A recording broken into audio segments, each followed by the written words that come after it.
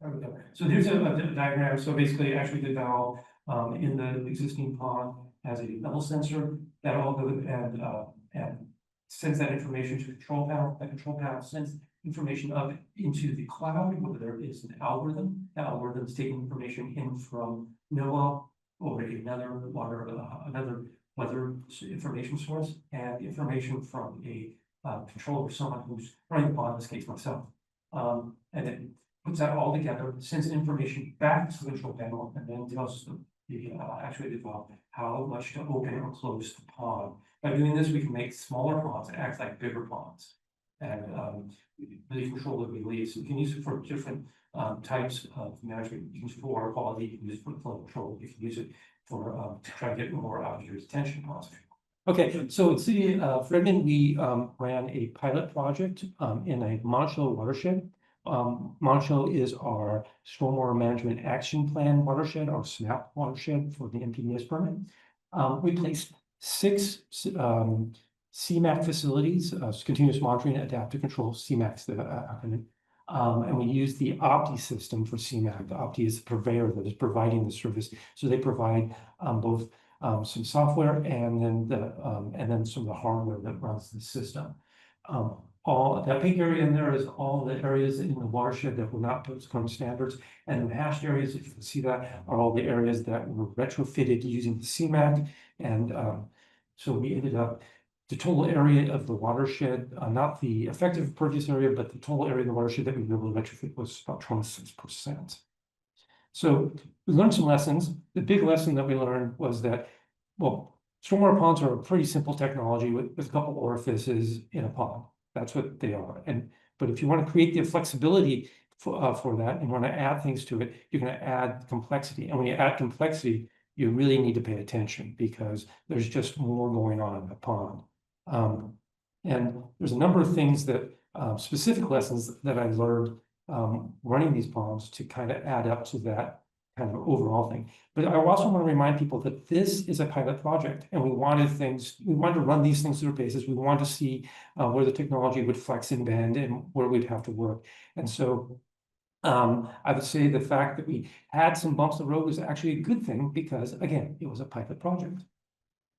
So one of the things we learned was when we first tried to put these actuated valves in, we did things over there on the left where we put it in the control structure. First thing you'll notice is that now we've created a confined space entry issue for people who want to maintain the valve. We haven't had to maintain the valve, but it was an issue. The other thing is that we found out that the pipe running into that valve was not flat like it shows in the diagram, but actually was slanted. And because it was slanted, the control for the water was actually at the pond outlet and not in the control structure. And that caused all sorts of issues for the actuated valve and for the pond level sensor, and we weren't getting an accurate reading. So we took them out and we replaced it. We did something much more elegant. We created a weird wing wall, so the cast in place concrete structure, and put the valve on the outside. So we got rid of that confined space entry, and this is right at the pond outlet. So now we know we're getting accurate measurements of flow out of the pond using that technology. Very good. The second thing we learned was that we live in the Pacific Northwest and we have dark winters. And so when we first put the first 2 ponds in, we tried to use solar panels and size them to what we thought would be appropriate. And we ended up having to swap out batteries when it was cold and wet, and we had Pacific Northwest winters.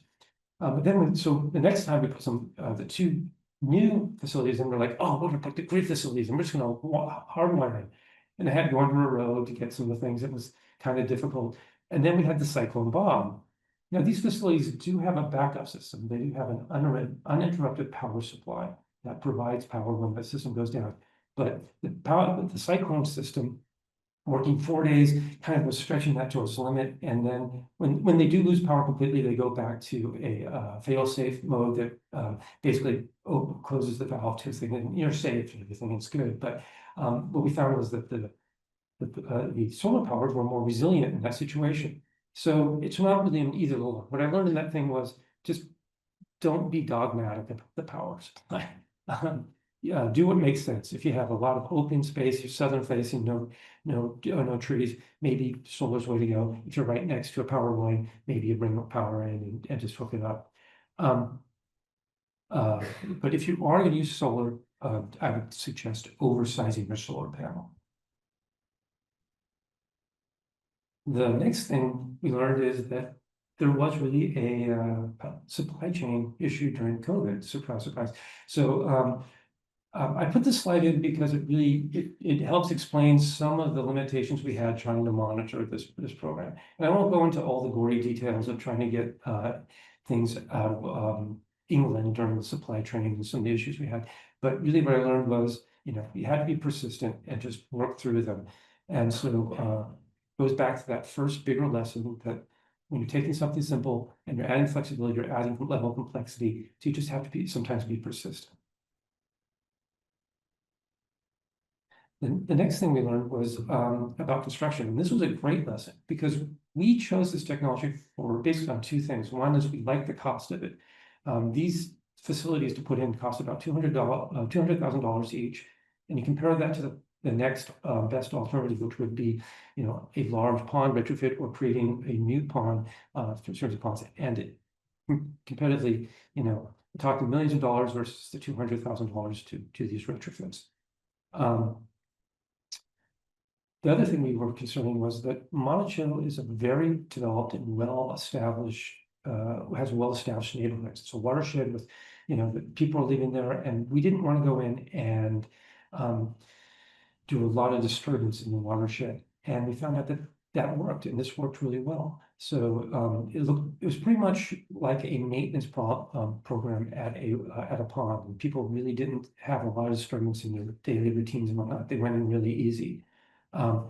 Additionally, I think that there's an opportunity with those wound wear walls. We did those as cast in place, but I think if we were able to find a purveyor, say Old Castle or somebody else who does cast and precast concrete, and we're able to work with them and get those walls, we could just kind of bring them in, put them down with a crane, and Bob's your uncle, and we can move on. So we're working with our purveyor Opti to see if we can do that. Very good. So things to consider moving forward. Well, I think one of the things that I learned is don't trust as-built. Surprise, surprise.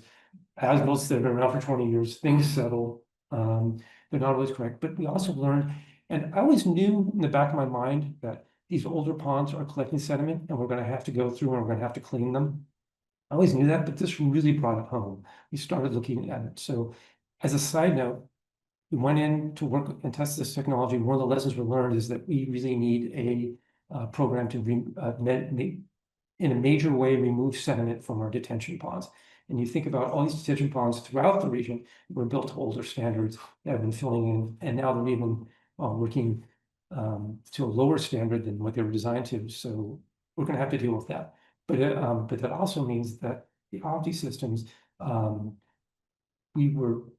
now they were set to work at design standards, but we have to account for that in the algorithm that we're using, and also go out and correct those ponds, get them cleaned up. We could continue to look at the cost benefit of this. I think John will talk more about what evaluation we were able to do, but I think the golden standard we're going to look at to try to figure out the cost benefit of this is value-based modeling that will look at a flow duration standard and see really what the value is and be able to look at the price of these systems and look at them. But there's also two things that we can do in relation to that cost benefit consideration. One thing is, I think we can push the algorithm a bit. I'm not sure the algorithm at this point, it's a machine learning algorithm, but I don't think it completely understands the Pacific Northwest. It doesn't understand that we have storms pretty much from September to March as one storm. No, so I think it's working on a model and is trying to figure that out. I think if we push that algorithm and do some tweaking, we can get greater performance out of these systems. The second place I think we can get greater performance out of these systems is by tweaking them so that we're not looking at each pond individually, but we're looking at that combination of all 6 ponds and putting them together as a network. And then we're managing the whole watershed and ponds with these retrofits in them as a as complete unit, I think that we can get some greater performance. In the last place, I think that we can get some greater performance is by looking at some of the natural green infrastructure that we have. In Monticello, for example, we have a great wetland. It's in King County. It's in the King County portion of the watershed, where King County put 2 CMAC facilities in, and we put 4. I don't know if I mentioned that, but thank you for King County for doing that. At the top of one of those wetlands, we have a facility, and if we were able to do some restoration in that and restore that wetlands so that it's functioning at a really high performance, and then work the algorithm so that it's complementing that, I think there's some really interesting opportunities to do something that's really interesting. So that's what I learned from my time implementing these, and then John is going to go on to some of the monitoring that we were able to do as part of the dementia watershed. Great, are you okay with this? All right. Changing gears here from kind of more the operational and construction, we're going to talk about some monitoring. And so this monitoring occurred as part of the Redmond paired watershed study. And the umbrella question we're trying to answer with the study is, are stormwater retrofits effective at rehabilitating watershed receiving water conditions in small urbanized streams? And so pretty ambitious study. We started this study in 2016. It was funded through the Stormwater Action Monitoring Program from the Department of Ecology. Partners here are, of course, the funding from Ecology. The City of Redmond is the sponsoring agency, and then Herrera and King County kind of split duties in terms of data collection, analysis, and reporting. So lots of monitoring going on here. This is kind of drilling in on what we're doing in the Monticello Creek Basin. We have 3 water quality and flow monitoring stations, 1 on the main stem, 1 on the North Fork, and 1 on the South Fork. We are also doing pretty intensive physical habitat monitoring, sediment quality monitoring, and benthic macroinvertebrate monitoring.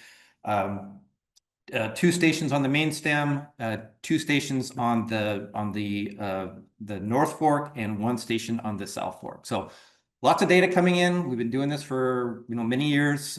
Great baseline information to look at these systems and how they're performing. But I'm not going to focus my talk today on that in-stream monitoring. I'm really going to drill down into the actual ponds themselves and what we're learning from how they're operating. And so we specifically looked at 2 ponds, the Curry Pond and the Whistler Pond, both built in the 2003-2004 timeframe. As Peter mentioned, we're doing about 24% of the watershed with all of these systems. These 2 ponds are doing about 10% of the watershed. And so sizing was per the Stormwater Management Manual for Puget Sound, limit peak flows to 50% of the existing 2-year 24-hour event, and then maintain existing condition peak flows for the 10-year and 100-year 24-hour design storms. So how did we look at these ponds? Well, we really were trying to kind of compare how they would operate in their baseline configuration with those passive outlets that went in with the original construction versus the dynamically operated CMAC systems. And so we could directly measure the CMAC systems, right? The systems themselves tell us what the outflows from the ponds are. They tell us what the water elevations are. For the baseline condition, well, we obviously had to model that because they're receiving storm events and rainfall right now, and we don't know how they would perform because we're obviously have a CMAC system in there. So we had to model that performance. And normally it would be an easy proposition just to take the inflows from the pond and run them through a model and figure out how they would perform based on a model configuration. Unfortunately, these ponds have multiple inlets, and so it wasn't practical for us to go in there and monitor every single one of those inlets. So we had to use a different approach, which I will describe. So step 1 in our approach was to basically develop a stage storage relationship for these ponds. And so how did we do that? Well, we asked nicely for Peter to shut the ponds down for an extended wet period and just let them fill up.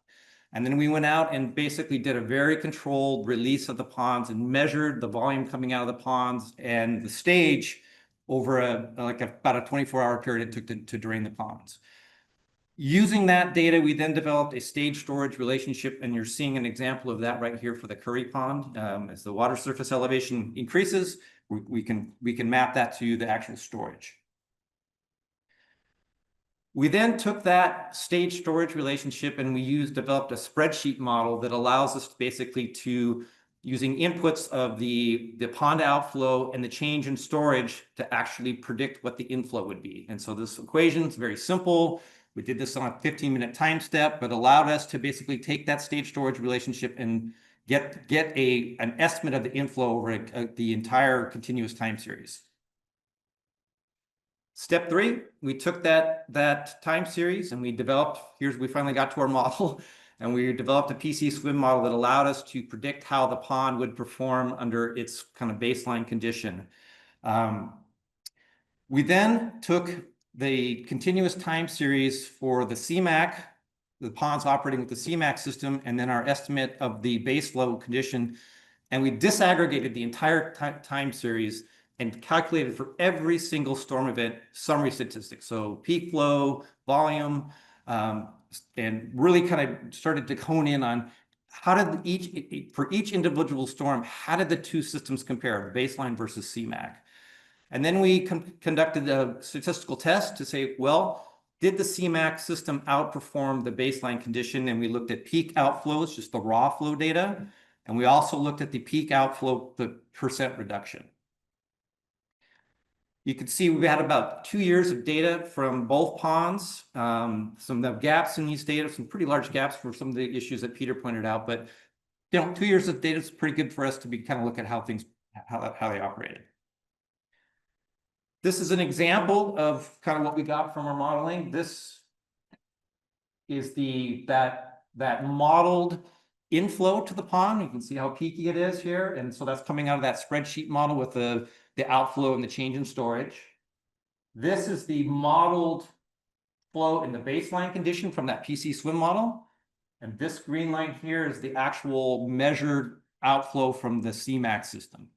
You can see that this is, probably a situation where the pond was pretty dry. We didn't see a whole lot of water coming out of the pond with this storm event, but we did see, a little bit more water coming out of the baseline condition. And so we looked at every single storm event that occurred over that 2-year period using this approach and calculated these summary statistics.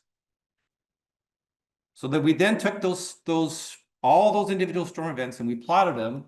And you can see here on the x-axis, that's the baseline flow.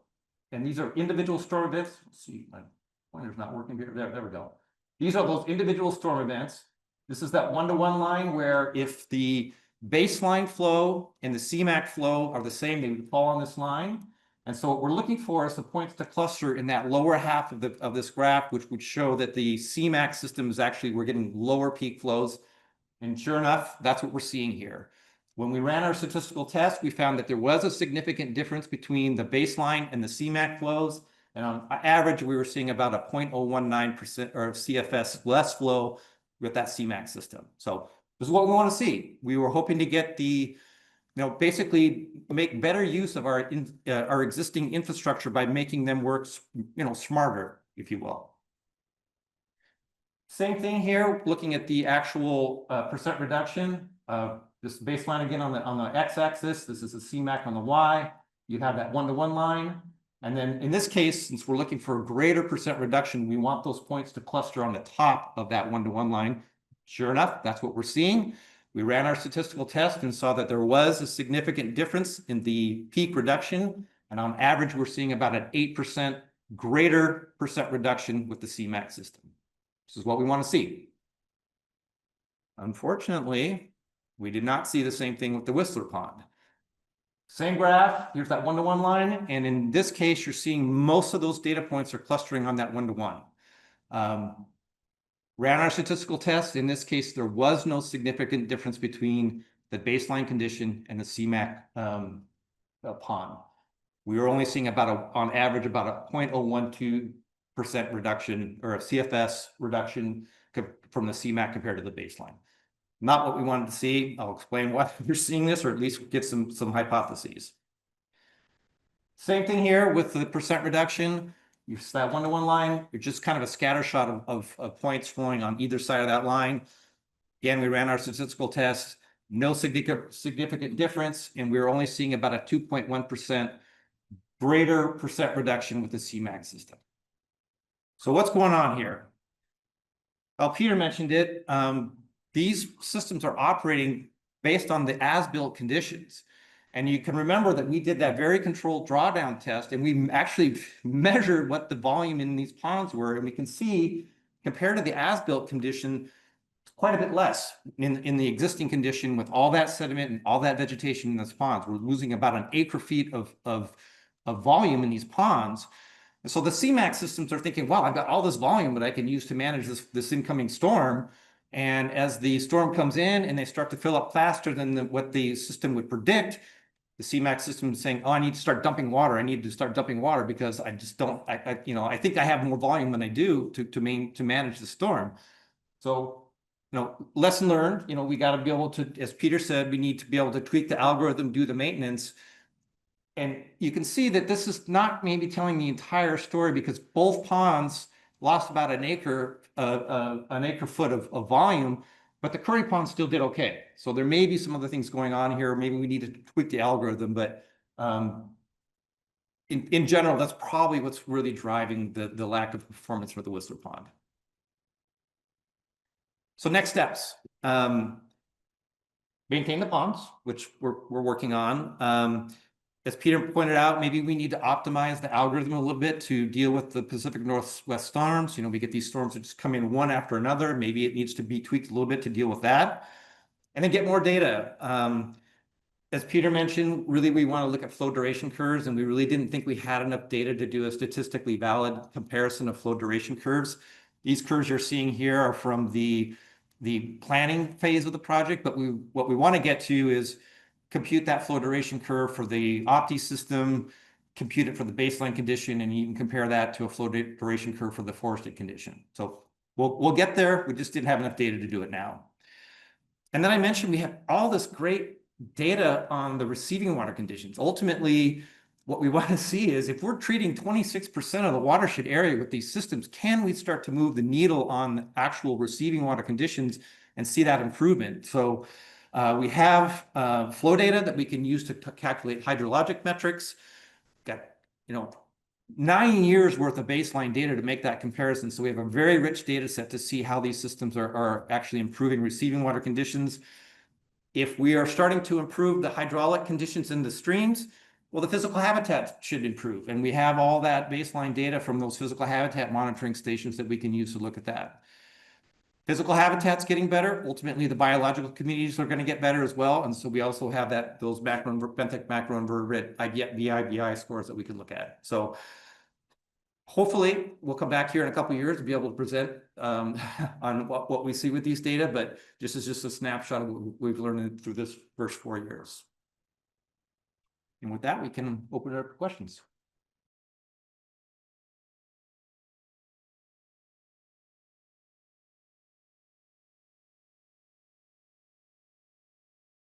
We didn't survey it, Dan, but we basically measured the volume with that drawdown test. We didn't with the orifice. I mean, we actually had a flow meter in there to do that. Yeah, we didn't do that step just because we felt like we had such good data from it. Yeah, we did do some checks in terms of like when we calculated that baseline condition, and just basically did some checks to see, are we seeing the right amount of water coming out of the ponds under that baseline condition based on the measured. So we did a bunch of checks just to make sure we weren't completely out in left field.